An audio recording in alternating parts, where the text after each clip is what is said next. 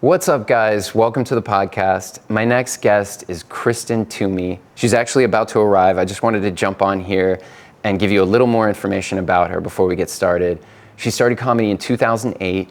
She's a native to Chicago, and she's just been crushing it the last couple years, really blowing up. She's got a special out on YouTube produced by Zany Chicago called Gen X Mom. It's super funny, 20 minutes. I laughed my ass off. Please check it out.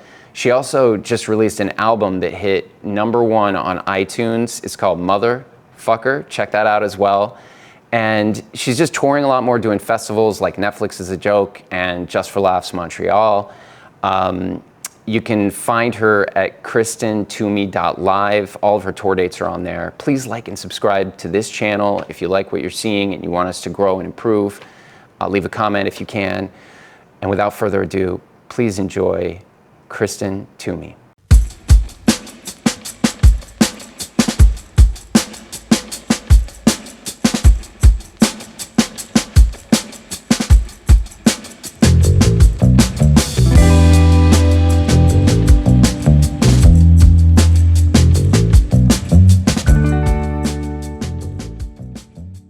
What episode is this? This will be number 13. Oh, okay. Good. Yeah.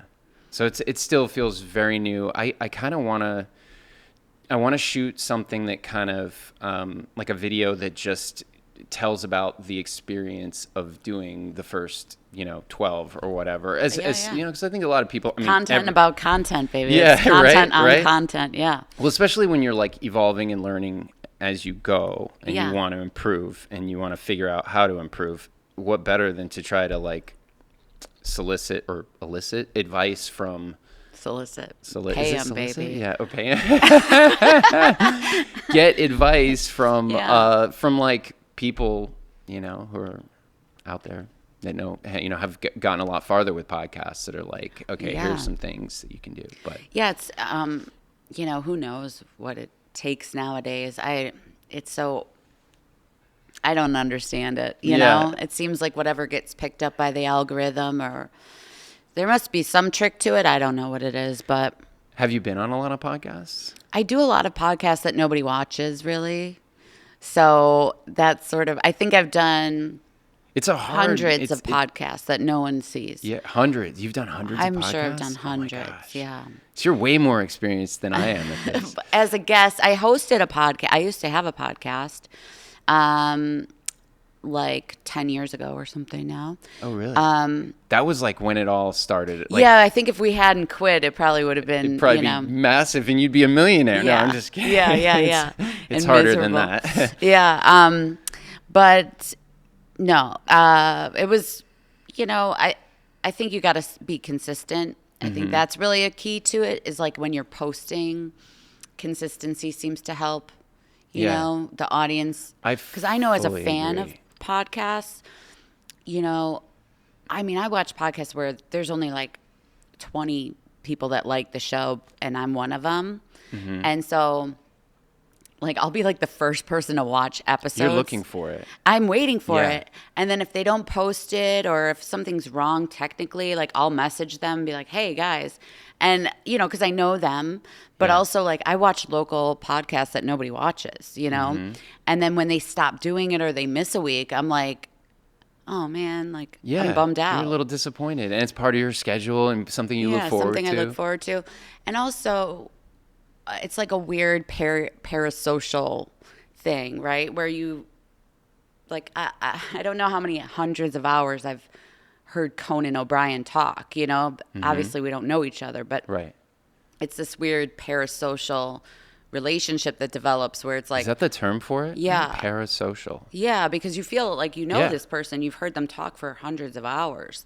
And you know the way they think about something. Well, you don't fully, but like... Fully, but yeah. Yeah, you kind of feel like you know them. Right. I've heard Conan O'Brien talk more than I probably heard, family members talk, which is weird.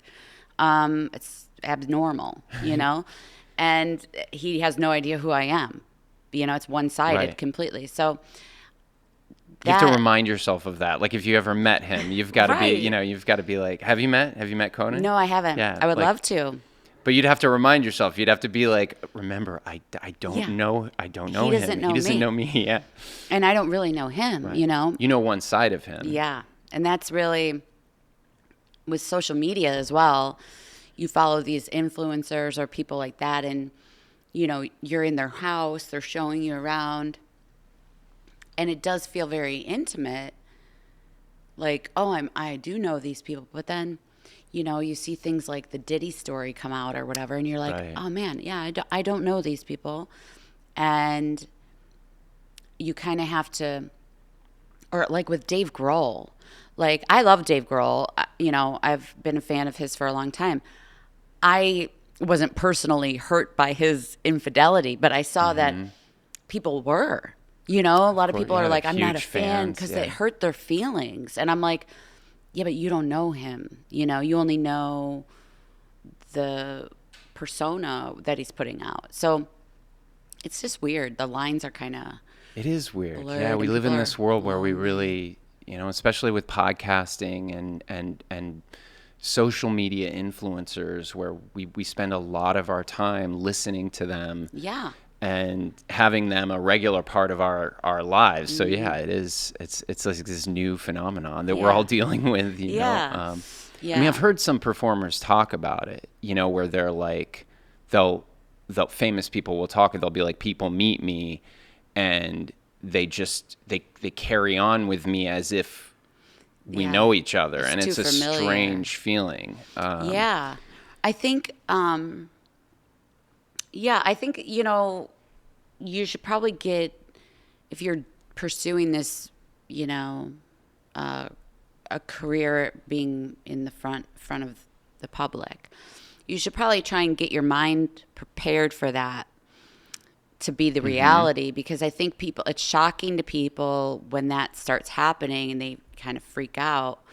And a lot of people, I feel like they don't like it, you know, but,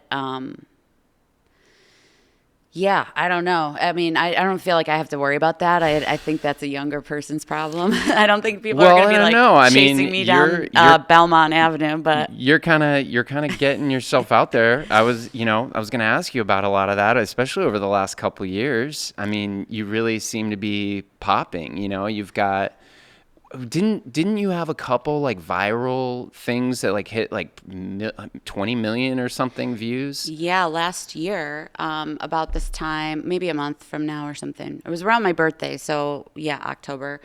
I had a couple of videos go viral. Like, one went really viral, 20 million, and with those then clips on Instagram, and then 1 million on TikTok and one on Facebook. So like 23 million. And then, but I had put that clip out 4 times, that same bit. That was my 4th time putting it out. And I just threw it in black and white, and I zoomed it in, and I kind of looked like, someone commented I looked like Fester meets Susan Sarandon. How did you feel about that? I commented with a light bulb, like Fester put the light bulb in his mouth and lit up.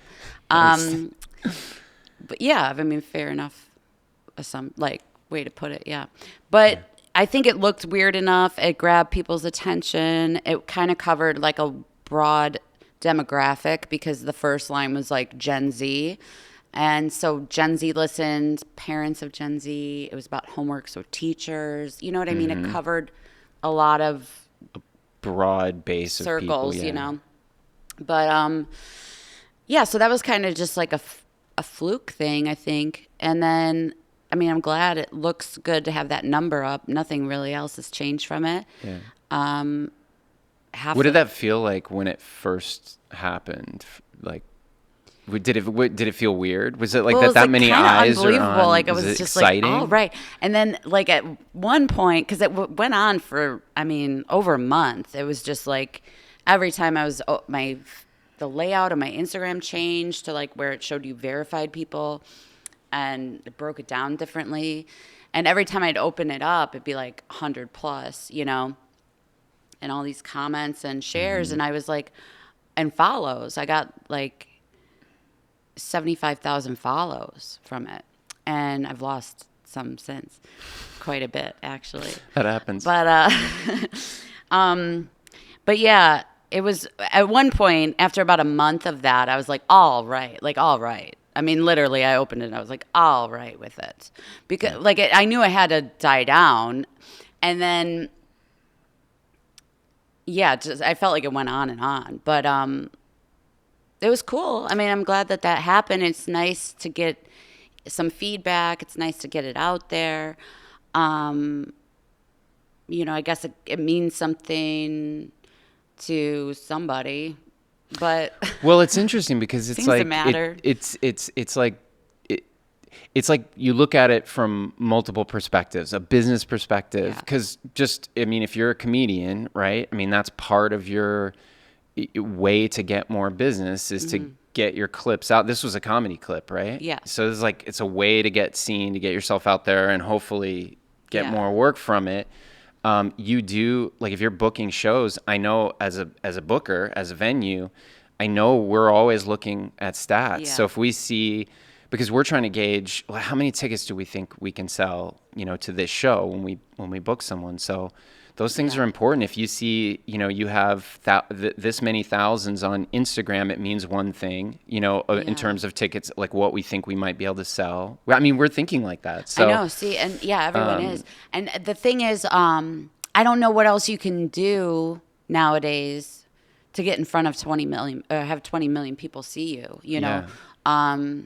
other than that. So, like, even the Tonight Show, I mean, 20 million people aren't watching that. Right. Yeah, so I mean, it's good exposure. I feel like, you can't really bank on those people showing up. Unfortunately, some people have flown from North Carolina. This lady flew from North Carolina, Gina, hi, to Texas to see me, which was awesome, and things like that. Her name's Gina? Gina, yeah. Oh, that's cool. Shout out to Gina. Yeah, so, I mean, things like that are really cool. But, it doesn't always, like, completely translate to butts in the seats. And then also that's spread out worldwide is, it's like 80,000 people. They're not all in the same place. So, right. Yeah, and some of them are bots. I don't even know how many are real people or, or hate watching. I don't know. Right. You never know. Well, yeah, who knows? Yeah. How many out there are like bots, But like, does it make you, when something like that happens, and you've been doing comedy for a long time, right? Yeah. Like 2008 is that, and all in like Chicago? Are you from Chicago originally? Yeah, I grew up in Villa Park. Oh, cool. Yeah. And my son was 6 weeks old when I went and did stand-up for the first time. That's crazy. So what were you, 6 weeks old? Okay. I can he somewhat. Just turned 16, so. Oh my, congratulations, I guess. I have a daughter that's about to be 16. Oh, nice. So okay, my daughter's 20. And she's I can't talk about her personal life, but I'm very proud of her. She's doing great. That's great. Yeah. So what was it like starting out in comedy, and why did you start out in comedy right after, having a kid? Well, I was doing Second City when my daughter was like 2. I started doing improv and sketch at Second City. And then I got pregnant with my son and took that time off, the pregnancy off. And then someone that I was in class with at Second City was doing an open mic in Berwyn. And I just thought, well, he's not funny, and if he's doing it, I can do it. And so I went and did it, and it was great. It was fun. I had a good first go, and then terrible bombs after that. Did you write something in preparation, or were you just like, I'm going to wing this? I did write some stuff down, but I didn't use any of that. I just winged it, the first one. And then, I don't really write anything down now. I actually have just listened to the Rick Rubin Creative Act book for the 4th time. And he suggests, like, you change your process up. And so I'm actually considering trying to write stuff down. Oh yeah, it's great, dude. Yeah, I'm writing it down. Rick Rubin, Yeah. Creative Act. Yes, and the audiobook is fantastic. Cool. So he suggests like you mix up your process. Well, he's got so many wonderful suggestions in there, but and just really, yeah. I mean, if you're a creative person, you should listen to that or read that. But yeah, like changing things up. I feel like I've always just sort of wrote down an idea and then got up and worked it out on stage because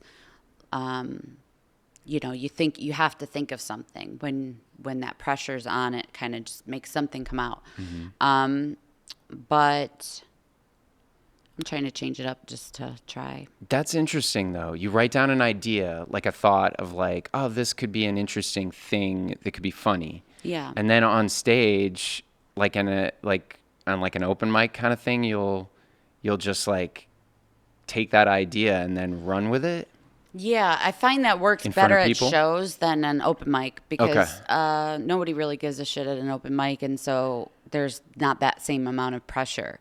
But if you are at, say, a showcase that you're being paid to do, that sort of adds a little bit of like, oh, I better make this funny. I got to make this work. If you bomb at an open mic, I mean, Right. no one gives a shit. But yeah, so.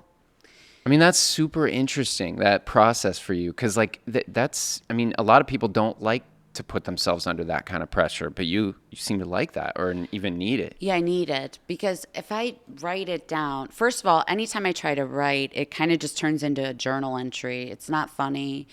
I kind of overthink the humor of it, and it just becomes kind of, serious and semi-spiritual, something like that. But not something that I would do on a So it's stage. like you're giving a sermon on stage Yeah, or something. exactly. Like it doesn't like just pray it away or whatever. It's okay to be sad. It's like it gets sad. Yeah. But if I talk it out or, if I'm irritated by something and just get up there and let that out. If I write it out, also a set list, like I don't use a set list, which, sometimes I end up not telling the second half of the joke or things are completely out of order. When I get up there, it's like I take my jokes and just throw them up and then whatever lands when it lands. And so there isn't like a, if I, there isn't like a set like that. Because I find when I do make a set list, I'm in my head. I'm not present, I'm not really You're focused thinking about on what comes next. Yeah. Yeah, I mean, see, whenever I have to prepare for something, like I'm trying to find that balance with, anything that becomes important, like it, even a podcast is like, right? It's like, how much do you want to, if you're over prepared and you're just thinking, okay, what's the next question, that I'm not just listening to you and like really trying to just know who you are and talk about, what we're dealing with right now. Yeah. But at the same time, if I don't have preparation at all, I don't know, I'm not confident. I'm like, just, it can also be bad. I feel like there's some kind of happy medium, right? That like, I think prepare and let go. Right. Maybe. Yeah. Prepare and let go. And I think, repetition, like, the more you get up, the easier that is. And I feel, I was off last night, and I really want to try and get up every night now that this is the only thing that I'm doing right now. Just because I find, if that 7th or 8th show that week, I'm able to just move different up there. And that's how it was in the beginning. I felt like when you're really going after it and you're going up, multiple times a night, you have this, like momentum. It's almost like, automatic in such a way that you can really play around and you're just better the more you do this. Yeah. If you take 3 days off, you're gonna know, you're gonna feel like shit, and that's just how it is. You're getting the wheels turning again when you come back. If you've taken 3 days Yeah, there's off, rust right? on It's you, like, yeah. even a day, with this. And so, if you're not doing it every day, you might not notice that. But when you go through spurts of doing it every day and then you take a day off, you notice.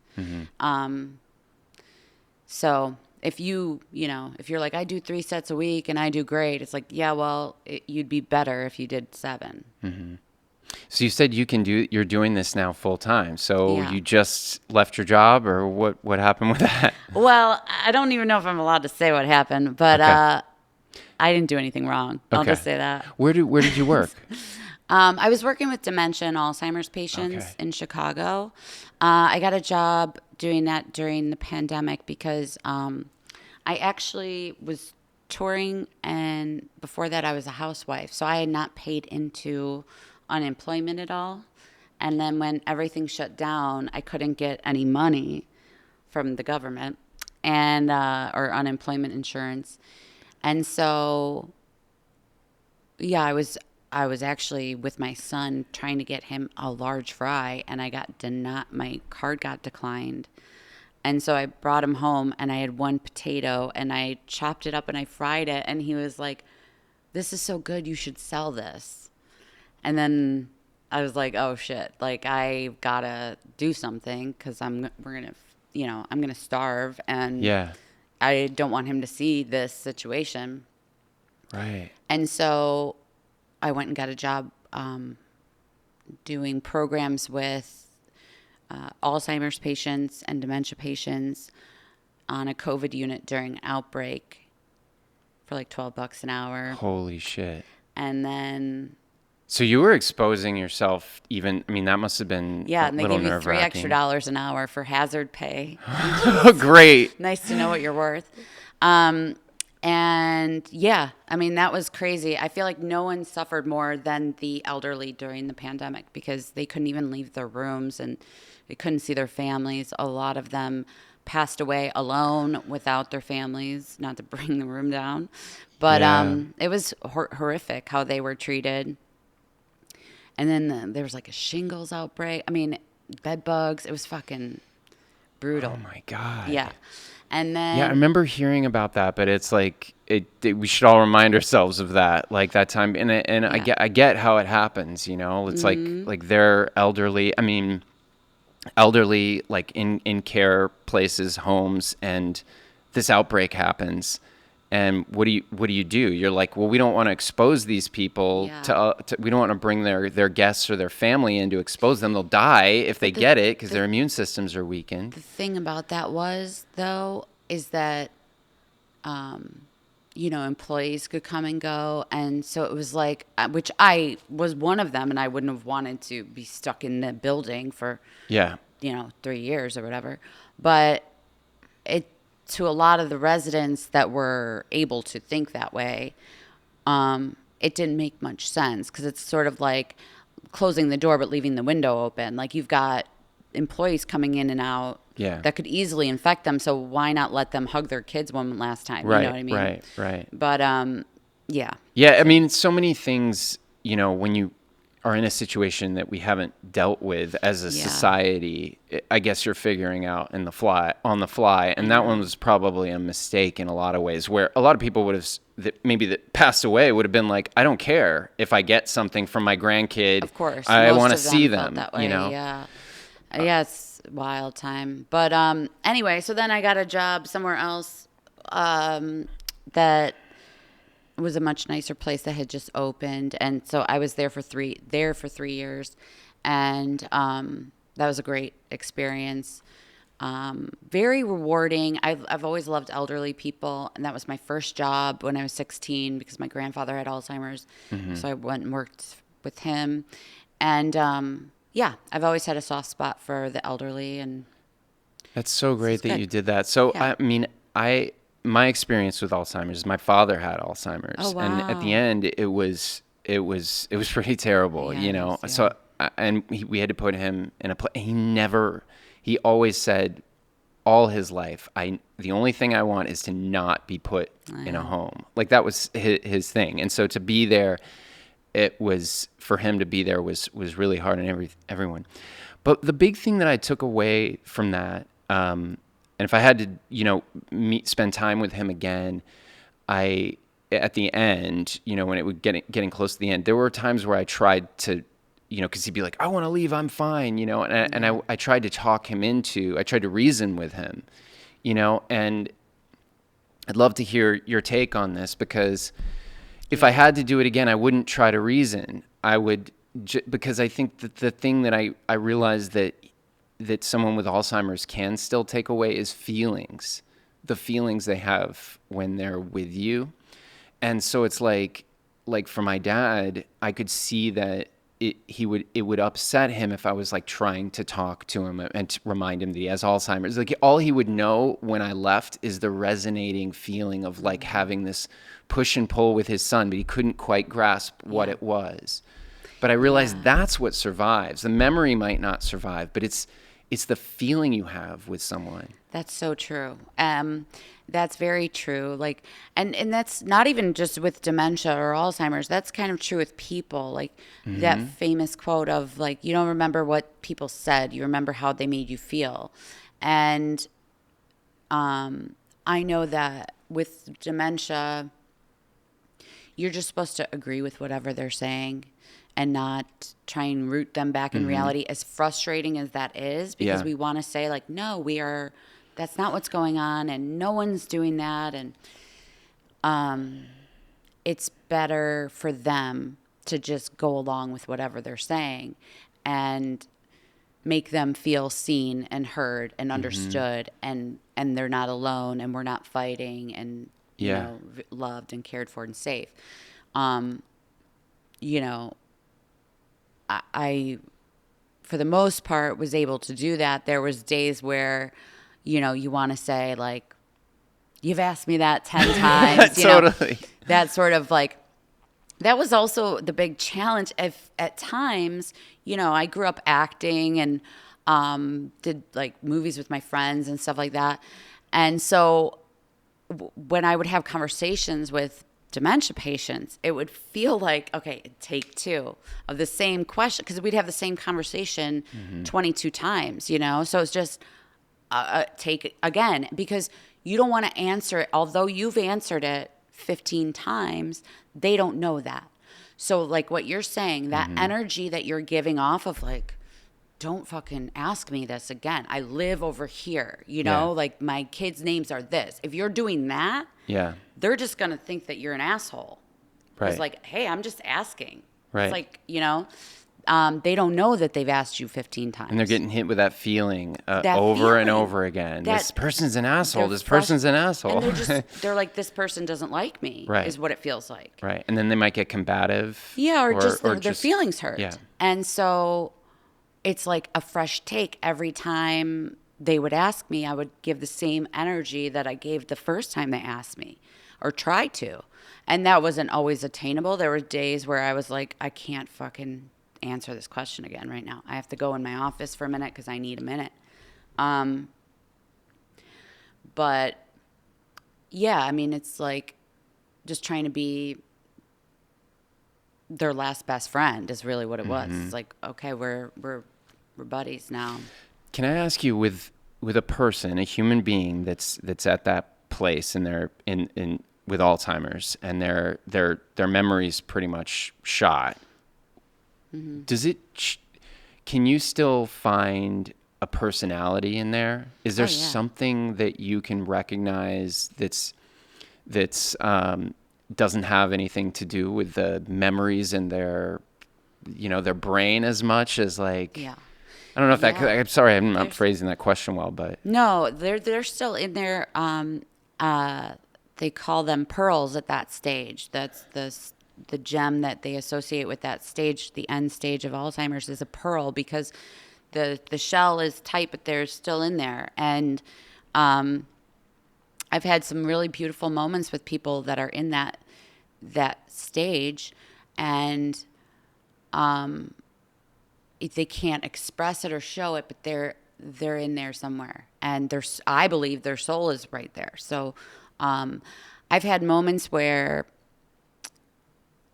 even a little bit when I'm feeding someone, because that's the hardest stage for me as a caregiver, is when they can't swallow and eat. And it's hard to watch and help them do that. And there was this man that I was there when he walked in. So I've seen the progression and gotten to know him and his family. And he couldn't really talk or anything anymore. And I was feeding him. And then I just had like this overwhelming love for him and warmth for him. And then he picked up my hand and he kissed my hand. And I just started crying. I couldn't believe it.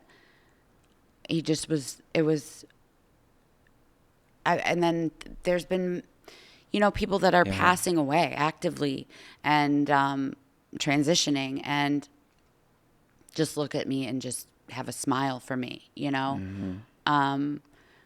moments like that. Even before that stage, when they've lost the ability to have a conversation, humor and music stay with the person for very long. Even past verbalization, the rhythm of humor. So humor has its own rhythm, and you can tell when someone is joking if they're not speaking any language.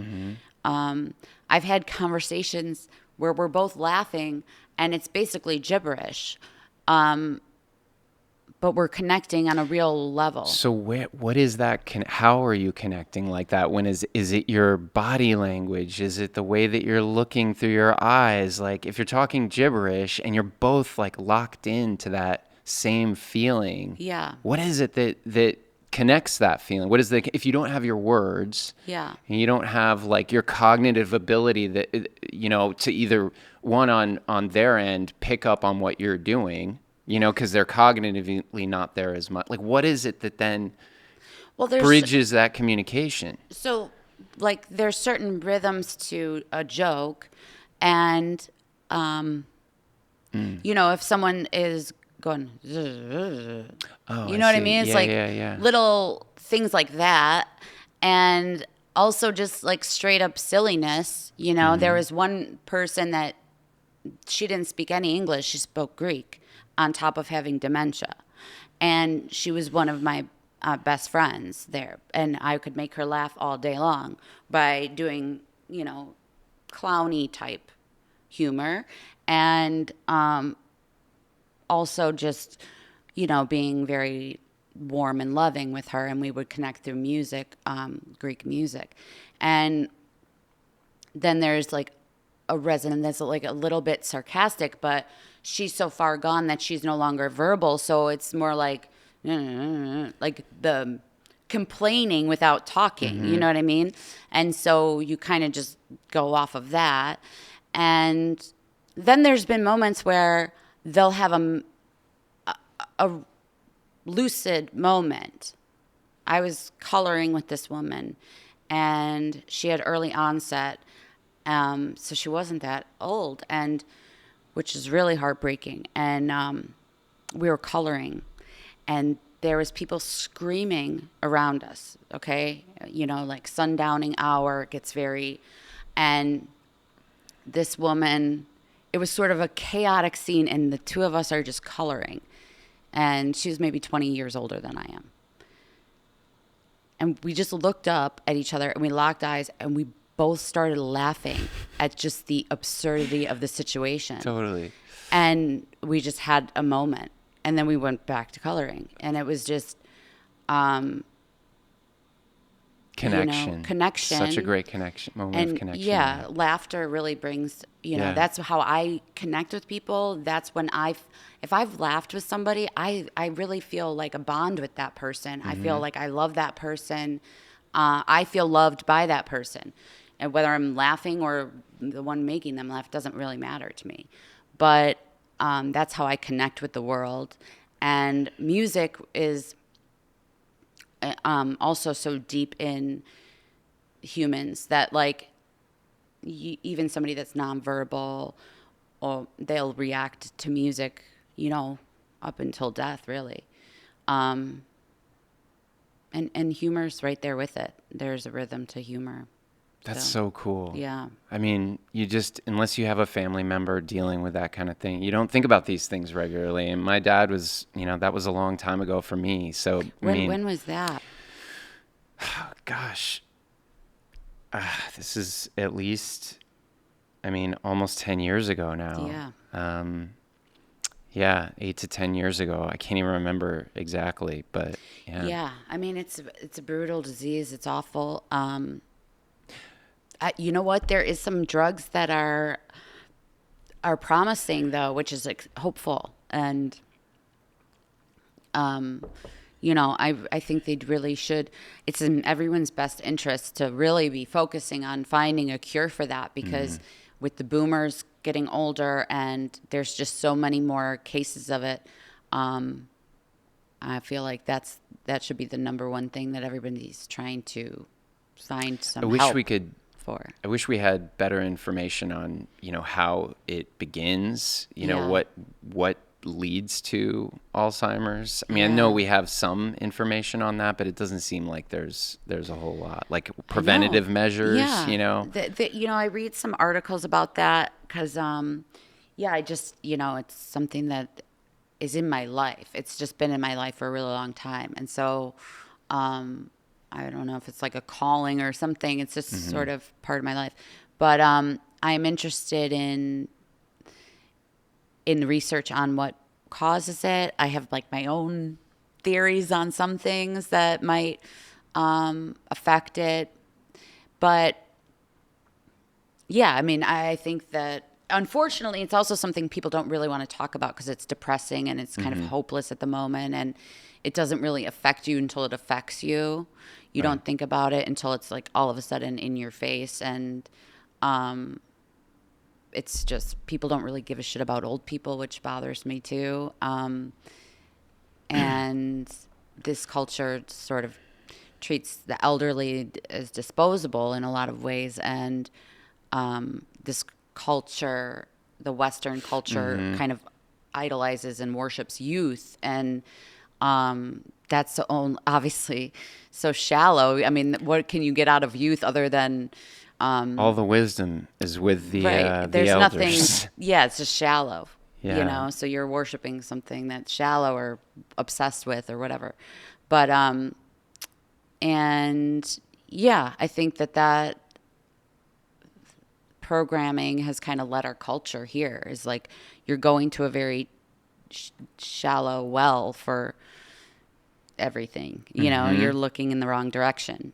And so aren't there a lot, there are probably a lot of cultures, like old Indian cultures, I think, that really almost worship the elder, their elders. Well, it's interesting because if you look at the population of nursing homes, and I'm talking about aside from people with dementia that I know you have to put them somewhere because they are a risk to themselves and to others. At some point, they're going to blow up the house with the gas. Right. You know what I mean?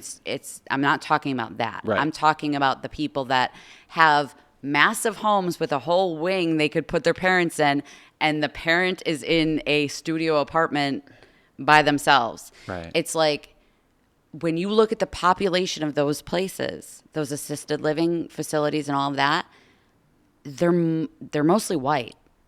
They're mostly white people. You don't see a lot of Filipinos in there. You don't see a lot of Hispanic people in there. You don't see a lot of African American people in there because those cultures tend to take care of their elderly. Right. Whereas we're going to hire somebody to do that.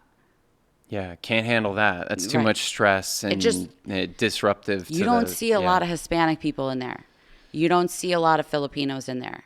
And working there, but not as patients or residents. And they'll tell you, like the workers that you work with, the Filipino nurse, and they'll be like, no, we wouldn't do that. I've had people say that, like, no, we wouldn't do that. So it's not just, Native Americans, although you're right about that. I would say most of the world is like that. where they respect, and I'm not, again, not talking about people that need skilled care or that need, they have a trach pipe or they're on some sort of ventilator or something like that. Right. Or a 3-person assist. I'm talking about just somebody that's old. Yeah. Pure old. Right. And I don't know if that's going to change anytime soon, that kind of thing, that kind of culture. I think we need a cultural shift just in, it's interesting because kind of switch topics. I was talking to somebody the other night at an open mic about Batman Returns. I just watched. Do you remember the Michelle Pfeiffer? Yeah. Danny DeVito? I just rewatched that, and it was fantastic. Paul Rubens is in it. In the beginning, he's the Penguin's dad. Oh, really? Anyway, I didn't even remember that. Yeah, I know. Me neither. I haven't seen that movie in It was I don't know how many shocking. years. And Au revoir, Pee-wee, the lady from the dinosaur, when they're both in it, in Pee-wee's Big Adventure, when they're both at Simone. Okay. She's his wife. It's crazy. Anyway.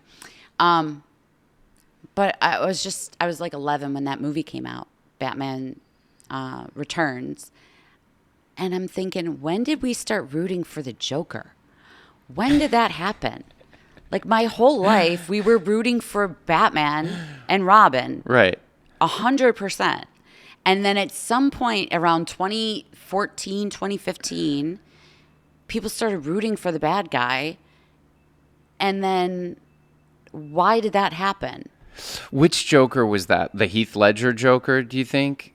That it was the person I was talking to said because we loved his performance so much that it made people interested in the character, root for the character because of his performance. Yeah. Which is fascinating. I got to check my... Go ahead. I got to check my... Go ahead. Your car, my parking. Your parking? I'm Yeah, like, is do that it. Yeah, tow no. machine? A tow truck? Can you imagine you're getting towed Dude, right if now? I'm getting towed right now... No, you won't be. That's... I They don't have tow. to They may extend it. give you a ticket, but they won't tow. Okay.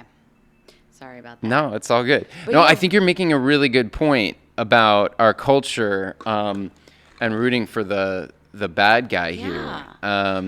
Isn't that funny and how that translates to politics and all of that? Like, it's really, so in my head, I'm thinking it's got to be a pendulum, and I feel like the pendulum is swung and it's got to come back to center because it just, Well, I think people are sick of it. I think I don't know. I actually had this thought the other day just about characters. I was thinking about Transformers, Optimus and Megatron. Yeah. And like how like Optimus Prime is like it for Transformers. Like if you're a kid watching, if you've ever watched Transformers, like Optimus Prime is like the consummate leader, like honor, Yes. like compassion, strength, Yes. like real strength, like all these things that you look up Strength, to, yeah. and you're like, okay, this is a leader, right? This is and even his voice, he's like, hi, I am Yeah. Optimus I could Prime, fall asleep to that voice. Yeah, for sure.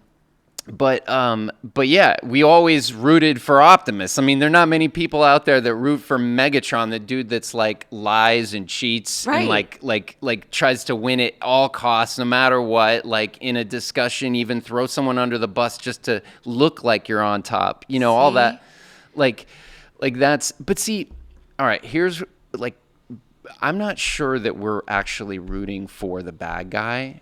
Like I think maybe, and I'm not sure I'm right about this, but like maybe like the Heath Ledger Joker, we respect like good artistic, and maybe we always have. I feel like Jack Nicholson did some roles in the past that were like horrible guys, but we like looked up to that acting role and we were like Admired the work. admired it, or like Robert De Niro. Like there's certain, I feel like artistically we've always appreciated bad guys if they're played well.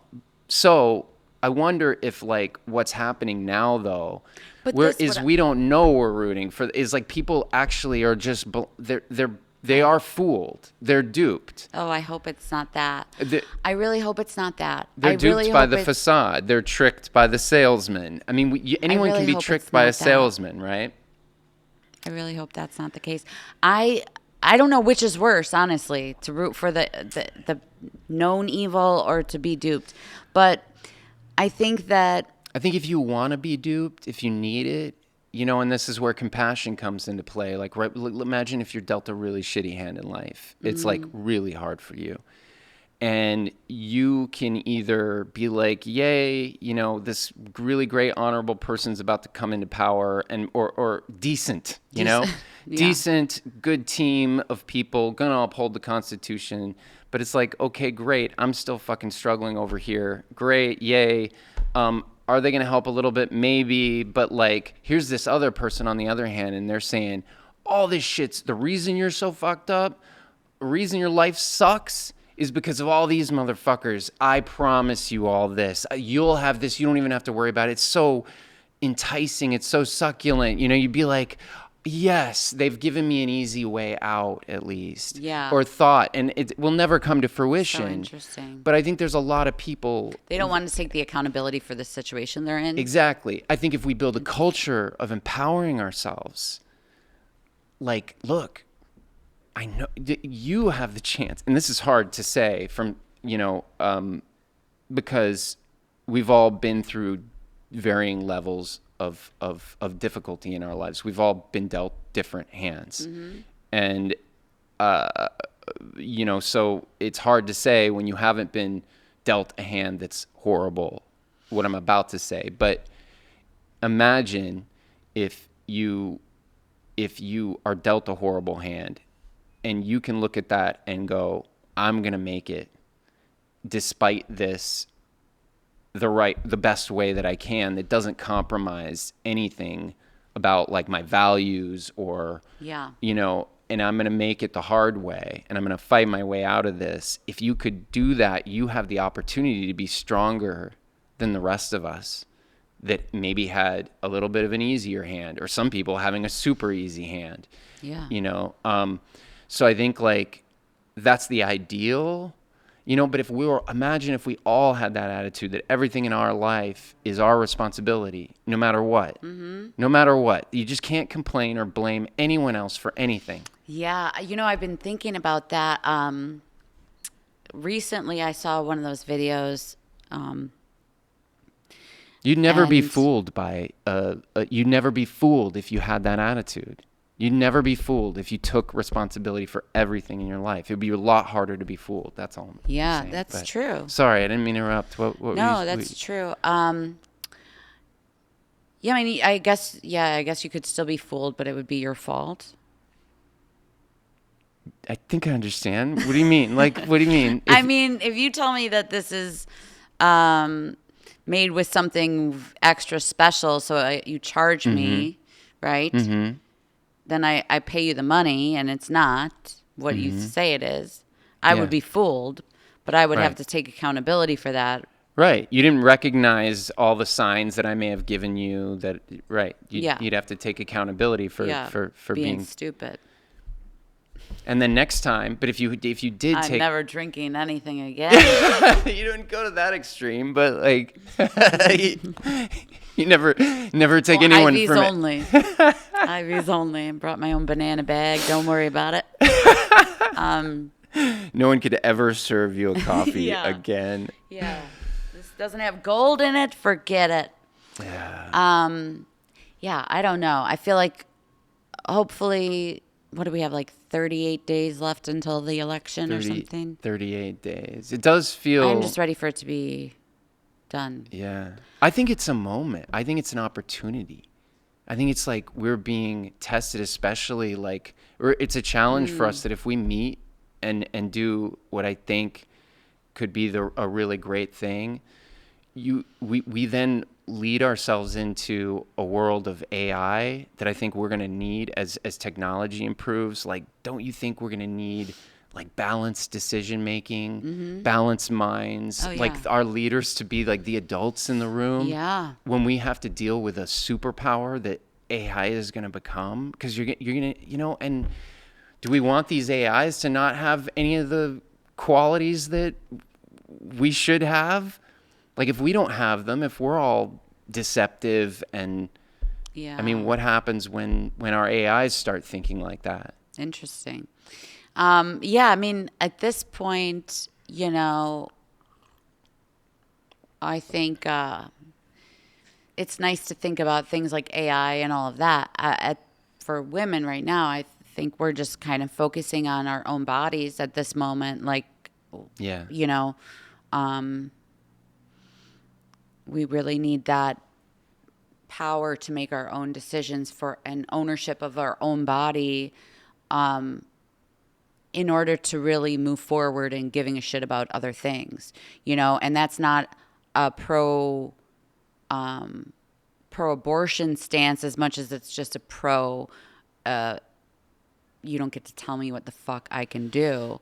And it's that's really that needs to be checked off the list before we can even talk about aliens or fucking AI or whatever else is going on. I mean, you've got to give us equal rights as human rights. Sure. And we make up more of the population. And, it's just sort of, I think a lot of women are just tired of that level of disrespect. And it's just, we've had enough of that disrespect. Yeah.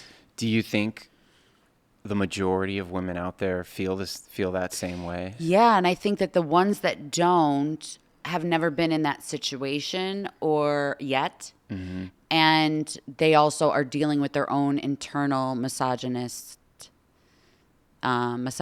and they probably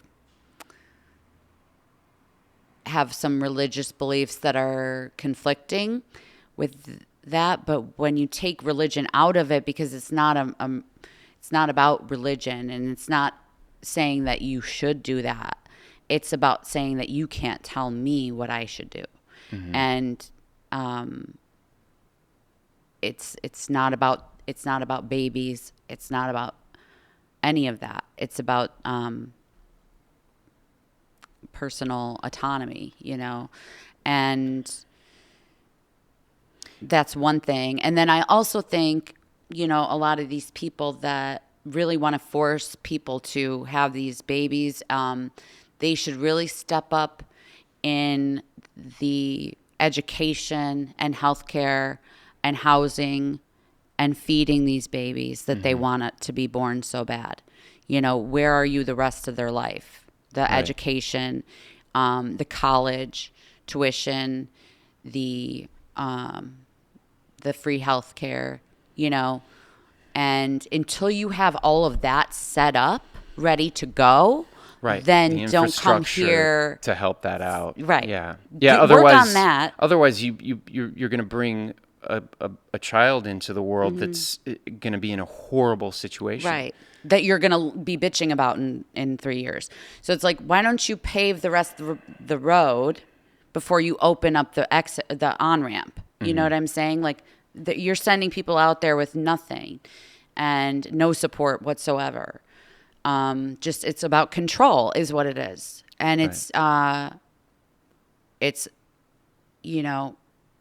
mean, that's archaic thinking. This isn't 70 years ago. Yeah. The fact that we're even talking about it again and it's a discussion again is ridiculous. I think 30% of the country thinks that it should be illegal, and that's not the majority. So, well, again, there's a lot of people that are fooled with like, this is immoral because but this is that, and that goes with church and state. It's not about what your church thinks or what my church happens to think. Separate. It's separate. Yeah. And I think we got to get that real clear. There's some things that we need to be just real clear about, what goes together, what doesn't go together.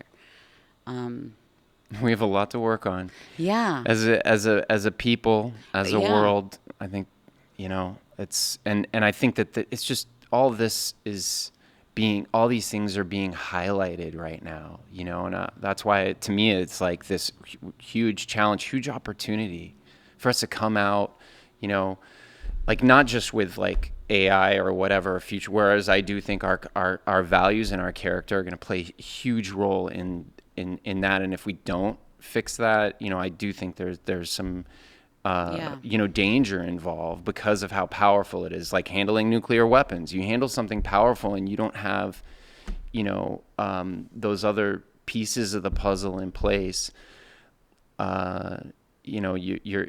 we could run into serious problems, I think. So we might as well get our shit together before shit hits the fan. But I think that you're right about like, why would we take a step back? And that's Right. part of it. I mean, us understanding equity, equality, and not trying to stop trying to control. Yeah.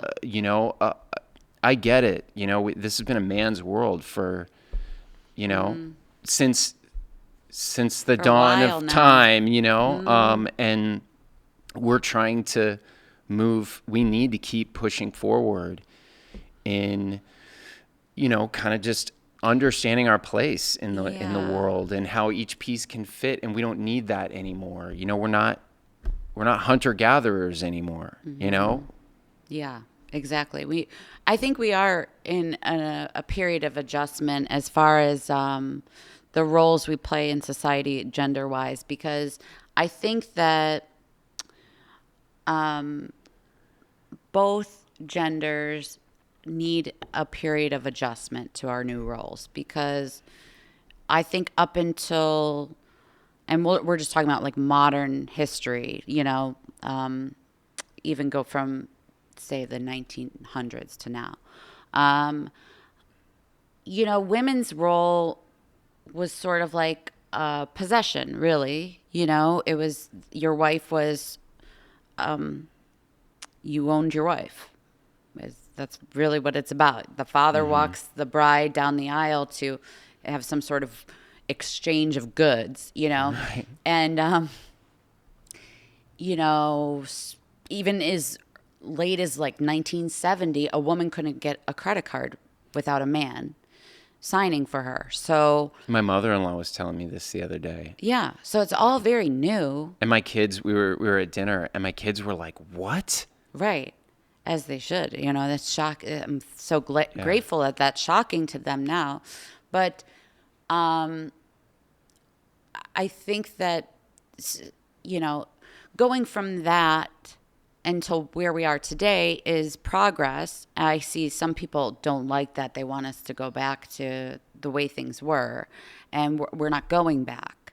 And so now there's a power struggle a little bit, and Yeah. But you don't need it if you're strong yourself. That's what I keep going back to. If we build a culture of people going, fuck this, I'm empowering myself first.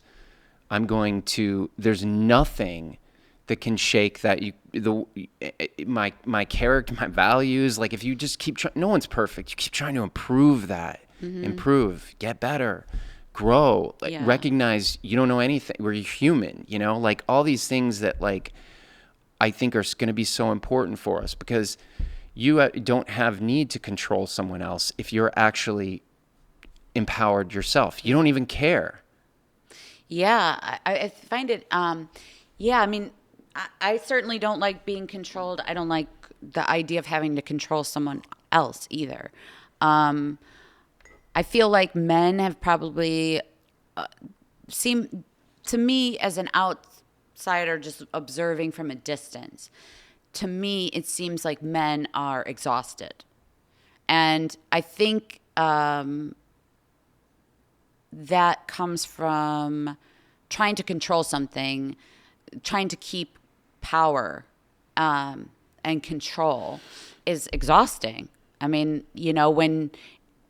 when you're battling constant uprising, it's got to be exhausting. I think that exhaustion is kind of led to some wobbly leadership that has sort of toppled things in a lot of areas. I think instead of trying to play whack-a-mole to keep dominance, I think it would be smarter to use that energy to acclimate and adjust the scales and allow people to, come up. because otherwise it's going to happen. You can either work with it or you can try and fight against it until you're on the ground, you know? So, I think it would be wise to, instead of whack-a-mole, to just talk. And I mean, it's hard, you know, to change. You know, things are hard to change. Yeah, but change it's like, is hard, and it's happening very quickly. You know, like evolutionary. Like I'm saying, we were property not that long ago. Right. So, you know, and also if you know, to go from the idea of I'm, you know, a possession of this man and I'm here to accommodate him and I'm a reflection of him and his success is my success, his failure is my failure. That way of thinking to being like, I'm my own person, I'm my own being, and I can provide for myself, and that's quite a leap within with one lifetime, you know? Yeah. So, but that is where I think we have the opportunity to keep moving in that direction. No, we're already there, but that's the thing. It's just things got to catch up. You know, it's kind of like, I feel like, do you ever go into like a Walmart in middle of the country or something like that? I think so. Yeah. Or just a Walmart. Let's just say a Walmart anywhere. And you'll see fashion in the Walmart that was, you know, years ago was like the new thing, and they're just getting it at the Walmart. You know what I mean? And so it takes a long time, is my point. Or music, whatever. It takes a long time. Like the stuff they're listening to in Middle America is stuff that we were listening to in a big city like Chicago or New York or LA probably 4 years ago. You know what I'm saying? Right. So it takes a long time to get to some people. And I mean, that's a great analogy. It's a great way to put it. You know what I mean? Yeah, it's like for it to sink into culture, Middle America. It takes a long fucking time. There's people that are still listening to shit that... So they're back in like the 80s, maybe even late 70s, 80s, 90s kind of. I mean, I'm putting them like 10 years ago, but you know, hopefully they're, you know, Black Eyed Peas. I'm not thinking, Journey. But, fuck. Yeah, I was hoping like they were having a good night tonight, you know, Black Eyed Peas. But yeah, I think it just takes a while for them to, you know, get it. And that's because things move slower there. There's, you know what I mean? Change is scary. It makes people like freak out, lash out. Like I get this sort of thing that's happening to us right now. And also people, what's that theory about like something that's new or is automatically negative? You know that? Like the human mind takes something new and makes it a negative. And we do that because we are protecting ourselves, you know, evolutionary. Survival, right. So I think when you live in a rural area, you're just not exposed to that many people, you know? I go to these small towns and I do shows there, and it's like there's no diversity. There's no, you know, very few gays or blacks or Latinos. It's just the same type of people. And I think that makes it harder for them to be positive about change, because it seems, you know, their own mind is saying, oh, this is negative. And then the media that they're consuming is reinforcing that with these immigrants are eating pets bullshit and stuff like that. That's what they're hearing. And so I'm not justifying their hate or anything. I'm just saying to tap into that whole mindset, you're like, oh, fuck. Like we're working against layers of ignorance. And I don't mean that in an offensive way. I'm just saying straight up does not know what the fuck they're talking. They have no real life experience of what they're talking about. they're just going based on fear. It's pure fear. Yeah. And, yeah, I mean, that's a lot to get through.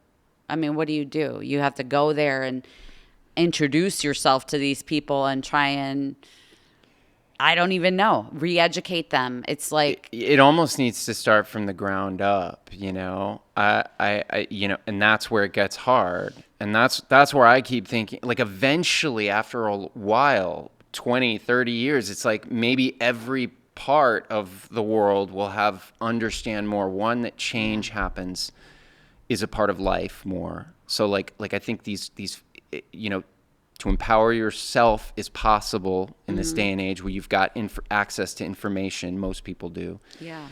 And when then that will enable us on a larger scale from a younger age, from the ground up, to sort of be able to adapt more and more quickly.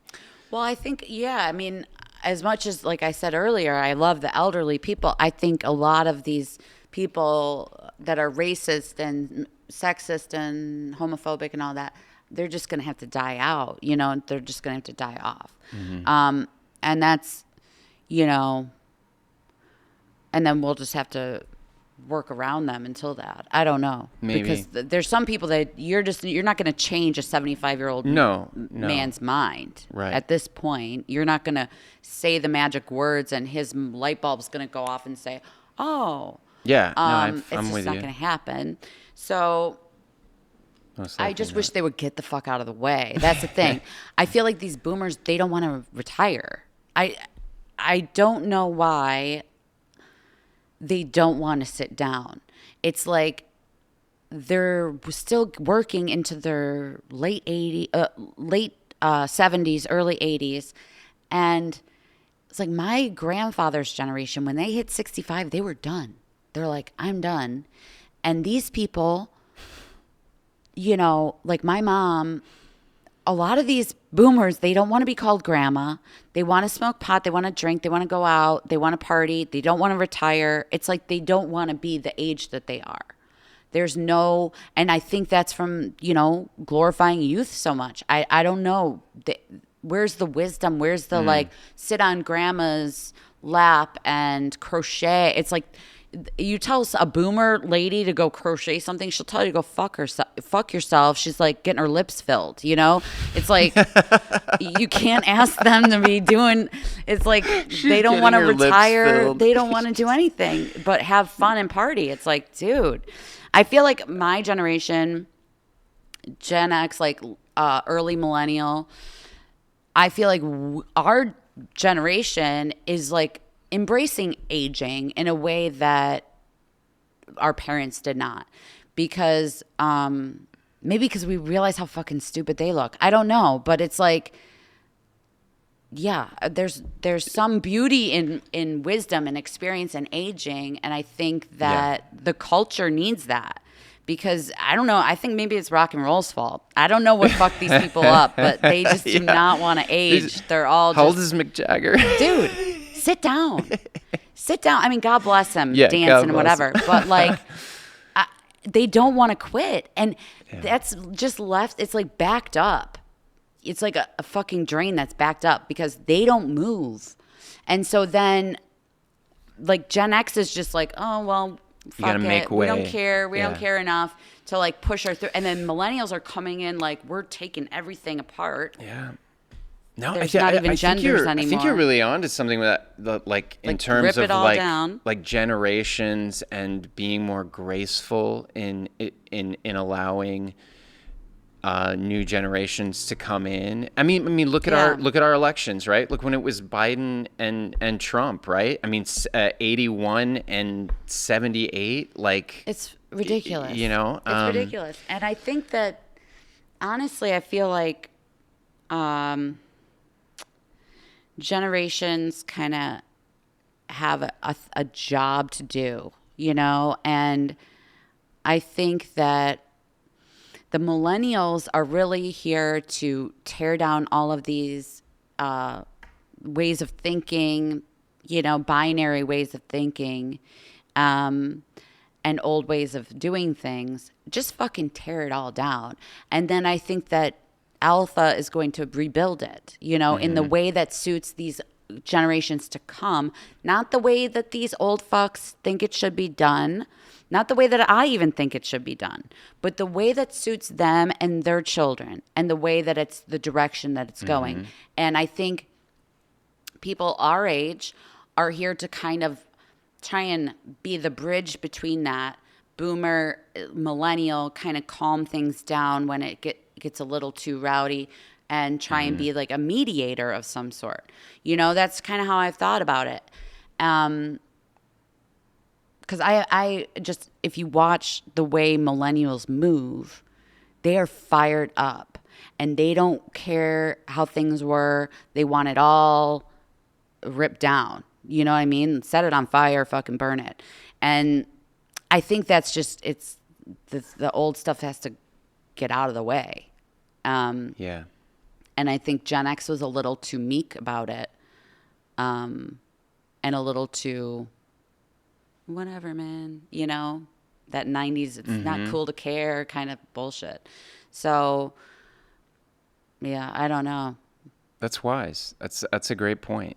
I mean, but I just think it's like, we need a little wisdom right now in our society. Yeah. We need a little, bit of balanced minds and, people being graceful, stepping out of the way at the right time, stepping in when they should, allowing for new generations and I thought that was beautiful ideas. that Biden did that, and I do and too. whether he's forced to or not. I mean, I thought it was I think that beautiful it's gesture. Yeah, I think it feels very much politicking to me when you say, look, he was forced out, he was pushed out. I mean, it's like, come on, guys. I think all of us are pretty much smart enough to know, generally, we don't know exactly, but generally speaking, probability-wise, we can look at the situation and go, okay, I get what happened here, right?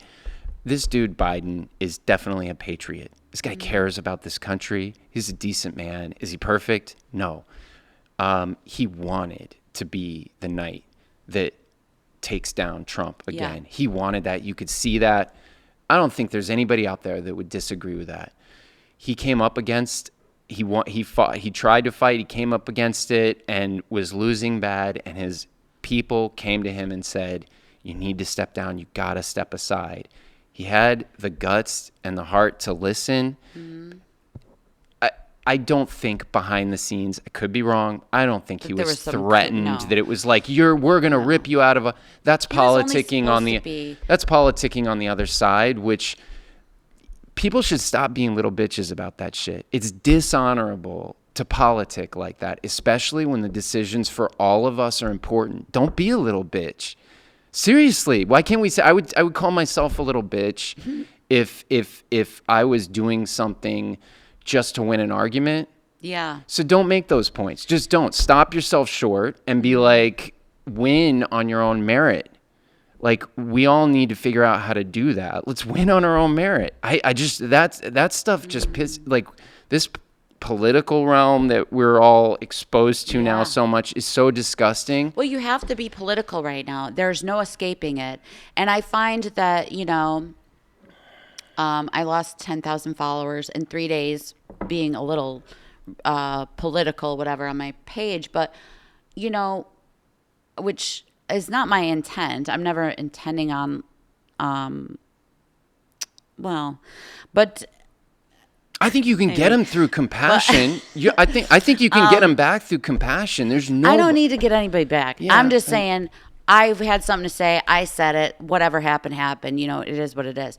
But here's where I'm at is like when someone's intentionally not talking about politics right now, and you are a comedian or you're even whatever, you're in the public eye, whatever. If you're not willing to say that because you don't want to lose followers or whatever, then I don't have time for you. I feel like you're a pussy and I don't want to listen to you. It's say what you fucking mean and mean what you say. Have something to say about it. And at this point now, as someone who was kind of an independent, left-leaning independent, center, left of center, I'm not disillusioned to think that these politicians are some saviors or something like that at all. Yeah. But at this point, we all have to have some involvement. We all have to have some say on it. You should vote. Women fought for the right for me to vote. So, it's the lesser of two evils a lot of the time. But you have to make a decision. You have to vote and participate in the conversation. Is the president going to save my life? No. Do I feel like if so-and-so wins, I've heard people say, like, if Trump doesn't win, my life is over, shit like that. And it's like, you're putting way too much stock in this person. I mean, I'm beating a dead horse here, but I would say empower yourself. Mm-hmm. You don't need some leader, right? Like, and then do the work. Like, if you really think that this person is who a lot of Republicans are turning against, ex-vice presidents. I mean, look, his vice president, there's a lot of red flags that anybody can see, right? There are red flags, and no one can deny that, right? There's a shit ton. Yeah. Like, very, very red flags. If I were hiring somebody for my little puny business here, I would look at the resume and I would be like, oh my God, they're red flags. Let's look into these. So if you're that person that's like, my life's over, ask yourself why. Empower yourself first. Be like, I don't need anybody else. I can do my own work. Put effort in, like, work, study, read something, and then gather as much information as you can on both sides, knowing that that's the right thing to do, right? And if you still then come away with all that after you've done the hard work, then and still think that's the right person for our future. But if you haven't done the hard work, you need to check yourself.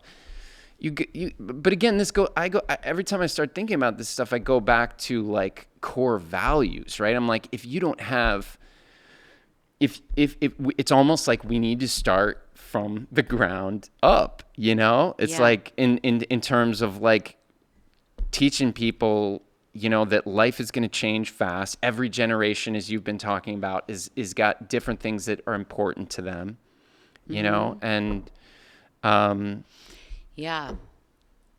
morals, I feel like interesting. I feel like I didn't even know what morals were, honestly. I didn't even know what they were. I just knew, like, I didn't steal. Like, I don't steal. Yeah. I mostly just, it simplifies my life to know that I don't steal. So if I'm in a situation and someone puts their wallet here and it's just me and the wallet, there's no one around, I know that I'm not going to touch that wallet. And I don't have to then go through the, should I, what if I did, I could. Yeah. No, it's like, doesn't even get to that point because I just don't do that, And someone told me that that's having morals. And I didn't know. I thought I made that up. I thought that was just something that I did. I didn't know that was, like, something you're supposed to do. So it's good that I have one at least. But it's kind of nice to just, like you said, empower yourself and kind of, I think at some point, or try to. Growing up, you have to, like, reparent yourself, right? Yeah. Reparent yourself because, they did the best they could, but you got things missing. And so, like, I don't want to be a person that, has any, you have to kind of decide what kind of person you want to be. And then it's like, okay, well, that kind of person that I am, that I want to be, doesn't steal. That person doesn't do this or wouldn't say that or doesn't, participate in these kind of things. So it's kind of nice to be able to empower yourself and make those choices for yourself. Yeah. And to even know that that's an option. I think a lot of times people are born into situations they feel like they can't get out of, and that's just who they are, and that's what they're meant to be, and that's it. You need people. And it's like, no, you can totally rewrite the character description at any time, and it's never been easier to do that. And people are very accepting of that, which is a beautiful thing. It's exciting, right? It's like to know, and maybe it's just more and more people talking about it, to know that, like, you can change what you can choose. You can always choose what you want to be. Yeah. What you are, what you want to be, what you want to do going forward. You can always change it. You could just have a British accent for some reason. And Totally. people have to deal with that. People have to deal with it. Yeah. You might be called a weirdo. Yeah. Whatever. Some If people that's like your thing, it. you know? Some people are not going to like it. You're going to lose some people if you just start speaking like you're from Denmark with no explanation. You're going to lose someone, but you're going to gain someone, and it might be your true self. You will gain, so right? It might be your true self. But I do think also you need to,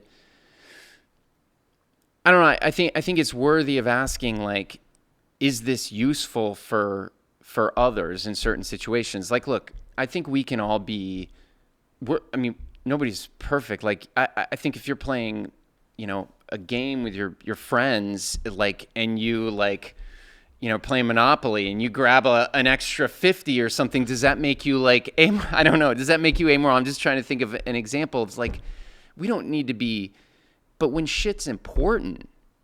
Well, I think you get to decide what's important to you as well. Yeah. I mean, that's also another interesting thing that you get to decide. And I think that's more important than ever, is to be able to discern what is important and what isn't, because currently everything is vying for every second of our attention. And it's very aggressive, and so it takes a lot of willpower and cognitive dissonance and thought process energy to just pull away from something, right? Because I'm like, right, yeah, right. No, I really need to watch this power washing video. I'm sorry, Totally. I can't connect with you in real life. Yeah, and it's like, a little bit of evil to it, but you can also choose to ignore that aspect of it. But yeah, I don't know. It's exciting. You get to create the experience you're having in a lot of ways because of how you choose to see the world, Can you do an accent from Denmark? I don't even know where Denmark is. What does it sound? I think it's east of here. I don't know. It's east or west if you go the long way. Yeah, totally. Yeah. Or British. We could do British accents. Yeah. I don't do very good accents. Are you not an accent person? No.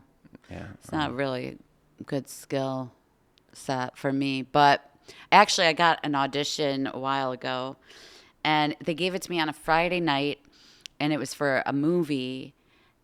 And I had like 5 or 6 shows that weekend. And they needed it by Monday morning, and they said they needed a perfect British accent.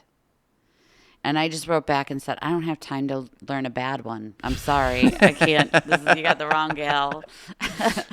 No, not for me. That's funny. Yeah. What is a perfect British accent anyway? There's like so many different kinds. Yeah, There's dialects and stuff. There's I have so no many idea. Dialects. I don't know, but that's not the role for me, for sure. Well, geez, we've been all over the map here. I know. Let's talk about your comedy before we finish. Okay. So you've been, it feels like you've been coming to the Den for a while now, since we started doing comedy over the last 5 years. Yeah. And it feels like every time you come, like something new is happening in your career is growing. You did a special last year, like a mini special. Yeah. With over at Zanies, they produced it, right? I watched. It's fucking hilarious. 20 minutes, right? Thank you. I think it's 10. Is it only 10? Does it feel like 20? Oh my gosh! Oh no! No, I thought it was great. I thought it was. It was so good. You didn't want it to end. That's why. Yeah, that was cool. That was fun. Yeah. So, and then you got another one coming up, right? You're about to shoot. November 22nd. Okay. And yeah, I'm excited to do that. That's sort of that'll be a full hour or 50 minutes, something like that. Nice. And yeah, I'm excited. That's my first hour long since 2016. So yeah, I'm gonna, it'll kind of be like a greatest hits of the past decade, really. Okay. I'm gonna go back and pull a lot of stuff, some new stuff as well. Mm-hmm.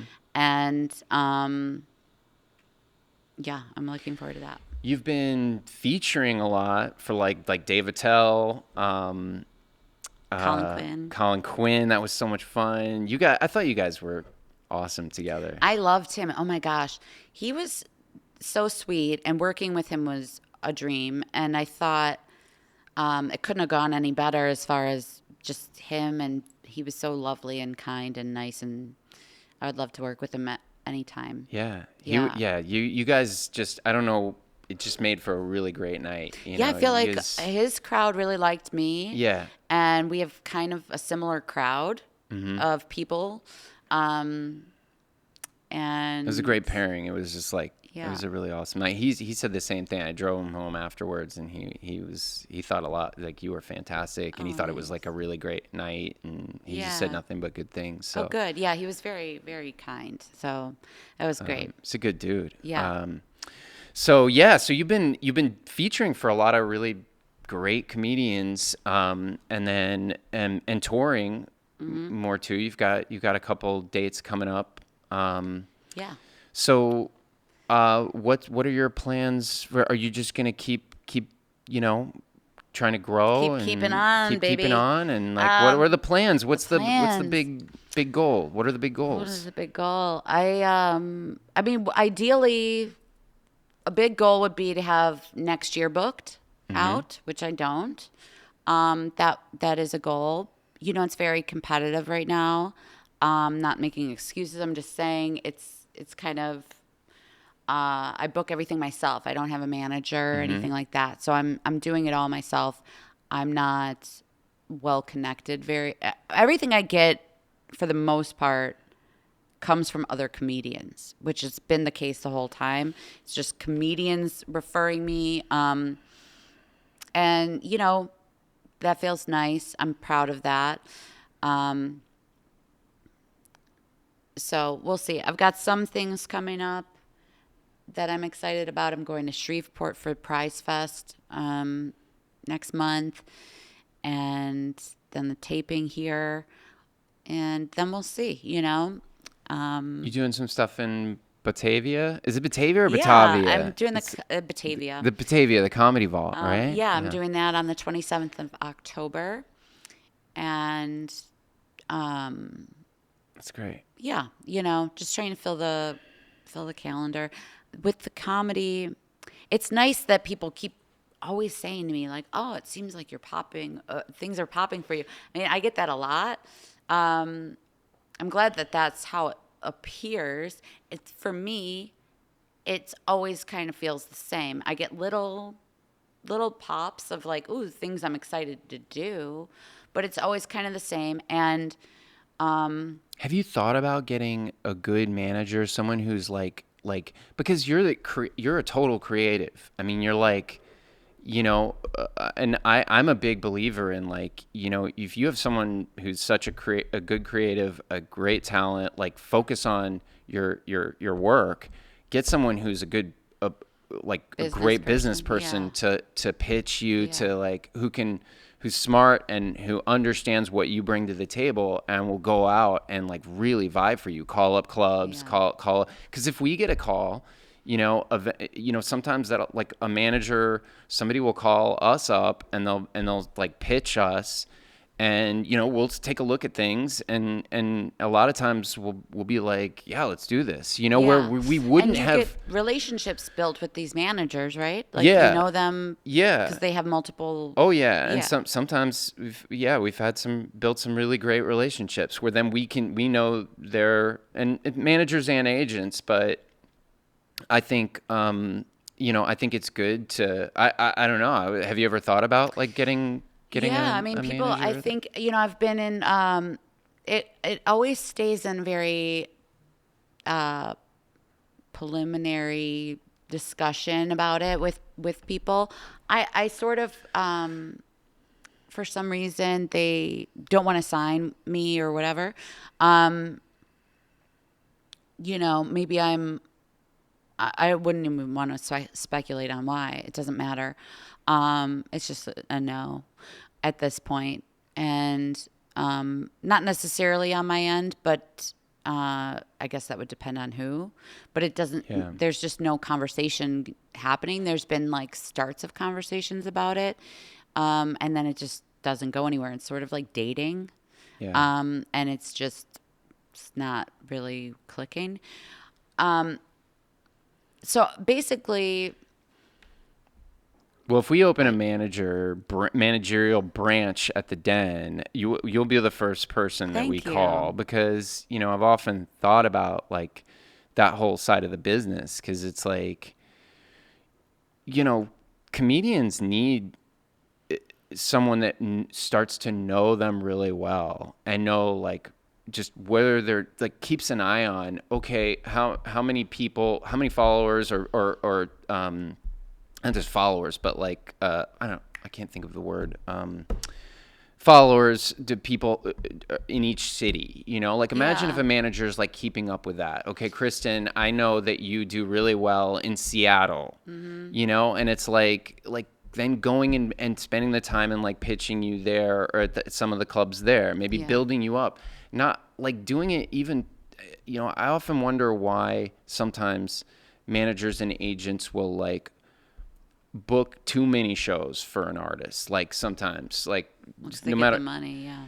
yeah, because it's more money up front for them. But imagine if you built someone up slowly, you put them in maybe even a 50-seater, in the first couple cities, Yeah. and they got to be strong, a really talented, really strong. But okay, you've got that. You start them small. You make sure everybody that comes and sees that show has a great experience. It's a packed room. The energy's there. Because if you have a small room, even a 25-seat room, 50-seat room, if it's packed in, the energy's there. That's all. it's That's great. all a performer needs is like that full energy, that full communication, and then make sure you're recording. You're recording it, putting stuff out there, like that's building it slowly. I feel like all scales of comedians, it's like they might be really big, they can do thousands, but now they're being pushed to do, maybe they can do 2,000 seats, they're pushed to do 4,000. And Yeah. you're just like, what?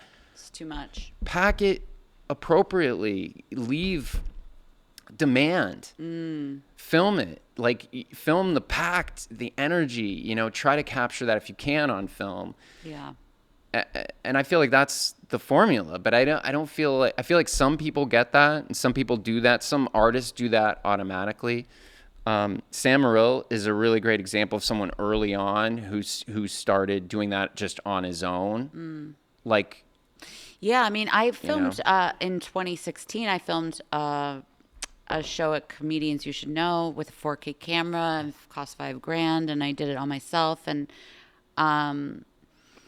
it looked great, and I was happy with it. The energy was there, but then I sat on it for 3 years, and I went through a divorce, and yeah, like all this personal stuff happened.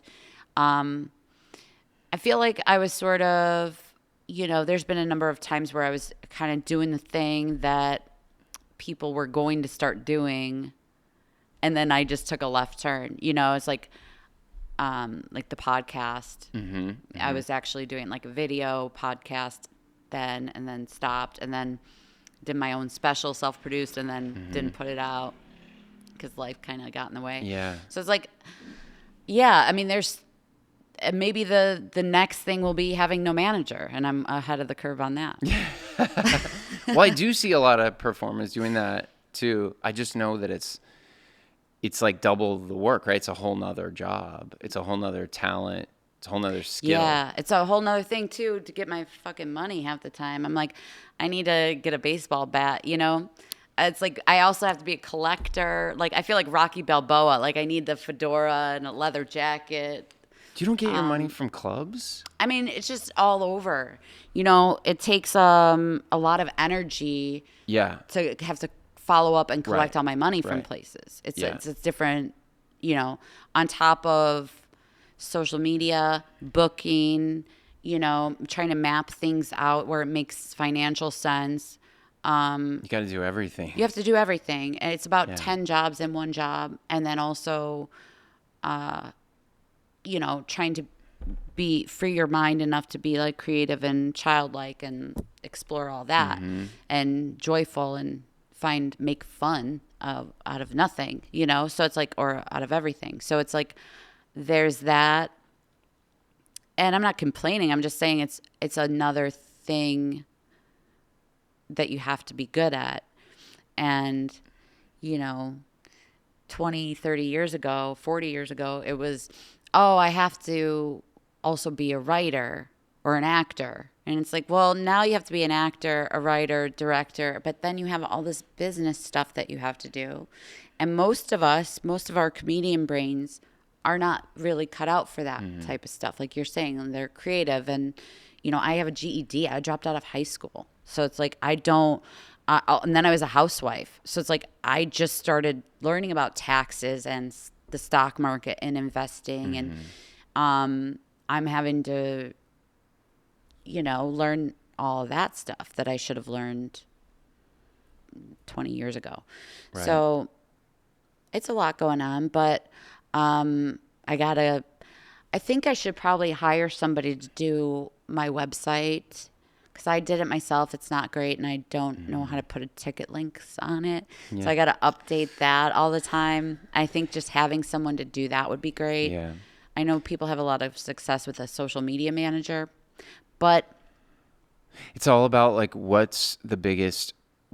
It's a risk to spend money on anything, right? Yeah. So it's like where should you take the risk? Where do you spend money where you're going to get a return that will hopefully make you more money?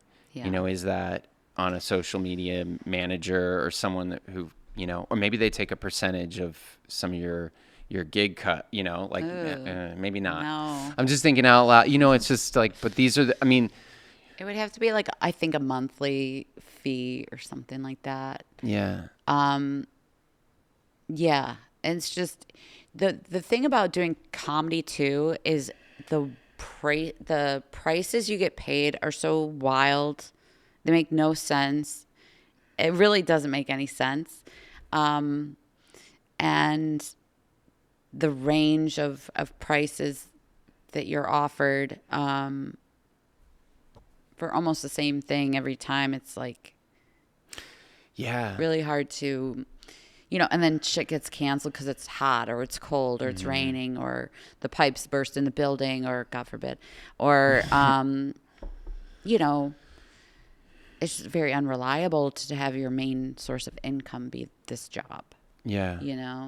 Right. Or you get bumped by somebody brought their feature. Now you don't have the week of work, Well, it really is also interesting how much different like openers and features make than the headliners. It is like, knowing, because I know because we pay out, but it's like, it's a vast difference. So it's almost like, but I get it. I think if that's the lay of the land, it's like, well, I guess you got to get to a point where you pop and you can headline. And maybe it is one of those things where it seems like it takes a long time, like 15 to 20 years until you get to that point. And then maybe it's, Yeah. What's so funny is like, I remember when I started, the kind of mindset was like, you gotta, like, people pop at 10 years, or like 10 years is like when you know what you're doing, kind of a thing. Like, the marker was 10 years. And now, since I hit 10 years 6 years ago,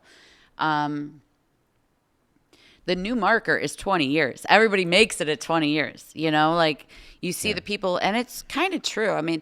The people that are really popping right now, that they're like 20 years in. It's very few of them that are, I would say less than 15 years in.